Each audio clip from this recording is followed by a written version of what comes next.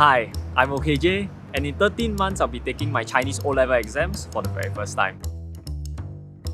And if you think that this scene is familiar, well that's because I'm back at my secondary school where I first started my journey. Not to take a test, nor a challenge, but to meet up with my previous CLB Chinese teacher, Wen Lao Shi, who is kind enough to give me some of his time and some of his advice on how I can improve on my journey.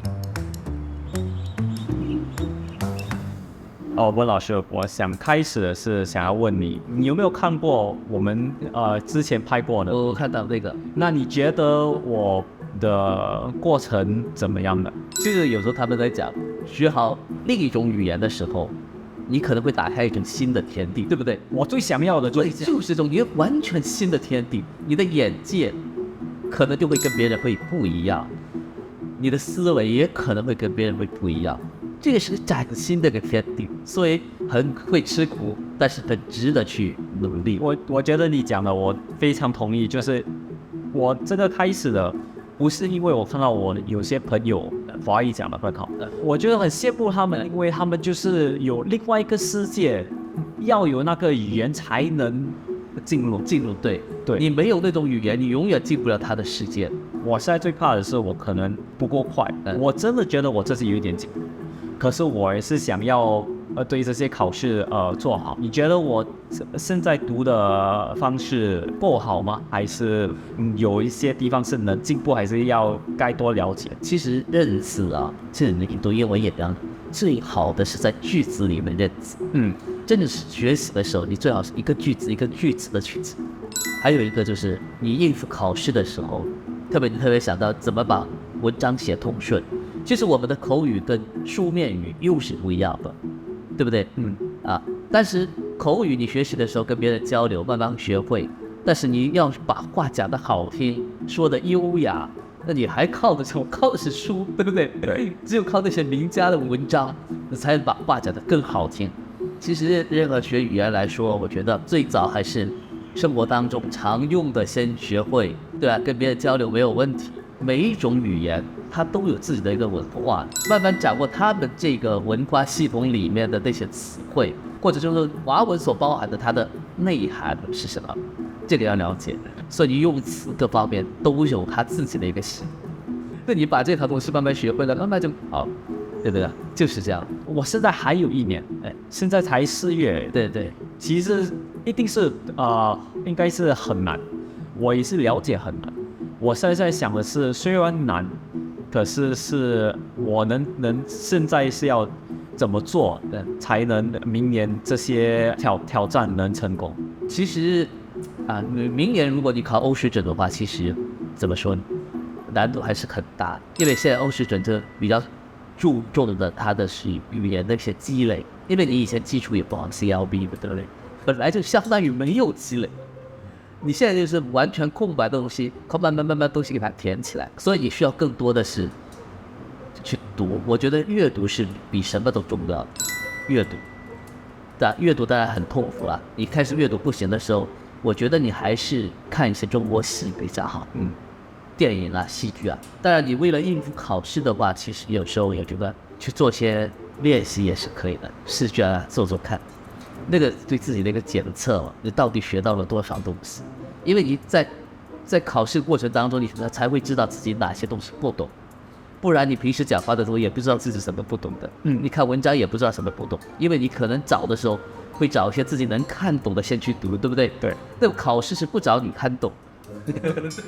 他直接拼就是给你那些不懂的，所以有时候你做试卷就是检测，我知道哪里不懂。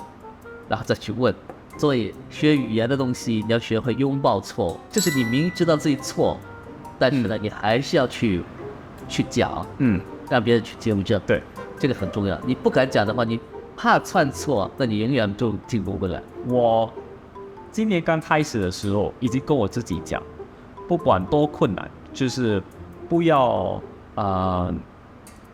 take shortcut 不要走捷径了，对。因为我是在拍这个纪录片的时候才发现到，原来有些人那些华语的欧水准考得很好，可是带出去我用华语沟通不会不信，不行是怎么样？我觉得很奇怪。现在有些欧洲人考试的时候，你所说的就是为走捷径，就是为了考试而去学习的时候，特别是考什么考报章报道，你去书店去看，它有个套路的。第一段写什么，第二段写什么，第三段写什么，第四段写什么，然后所有用的词语它全部都给你写好，你用哪些词套，把这个句子连起来就好了。我曾经在欧洲人改卷的时候，改到有一本里面50份了，我改到至少一半的学生的作文是几乎是一样，就很明显是背下，但是他们下了很多的苦功。但是这种学生你想，假如换一个东西，他一出门就讲起别的东西，他就不会讲了，表达就不行了，就是这样。其实你现在就是背很多字，有时候为什么背了回忘的原因是，你没有放到那个句子里面去。对，没放到句子里面去，你还是一个孤零零的字，对不对？但你放到句子里面去的时候，你可能慢慢就会习惯了。所以词句，就是你句子去靠句子去学。所以你为了应付考试，我觉得特别你现在作文对你来说肯定是一件很痛苦的事情。其实很多东西都是靠你练习多了就熟能生巧，都是这样。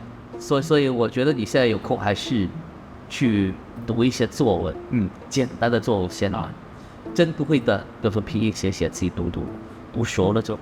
这样如果我几个星期后我的 PSLE，我已经6个月的时间在准备了，终于要考了，然后真的有一个害怕就是不及格，我希望不及格，因为我毕业教育是有及格的，我毕业教育是拿 B 的，就如果我不及格的话，你觉得我又再退回去冷静一下，就是那个不是失败，只是不够快，可是不是失败，是用这样的想法。对，是这样。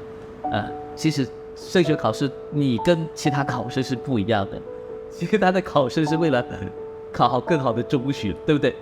你的目的最主要是为了检验自己，对吧？假如真的你考试考不好的话，也没什么关系。华文的进步不是在考试上面，你可能觉得考试自己考得不好，但是实际上你的华文在学习的过程当中，其实在不断的提高。所以考试你就当做只是一种检测，不是所有的检测，不是全面的。就讲我不及格的话，不代表我没进步，对，也是不代表我失败，对，也不是失败，也不是没进步。所以你现在已经表现得很好了，就是在进步啊，对吧？而且你的目标也不是为了考试，你的目标是学华文，能学以致用，以后在你的所有的工作当中、学习当中、生活当中都能够自由自在的运用华语，这是你的目标啊。所以考试不是你的目标。现在已经表达不错了，越来越熟练了啊，那是老师对你的一个检测，就成功了，对吧？那老师真的是谢谢你。没有，每个老师看到好学的学生都很开心。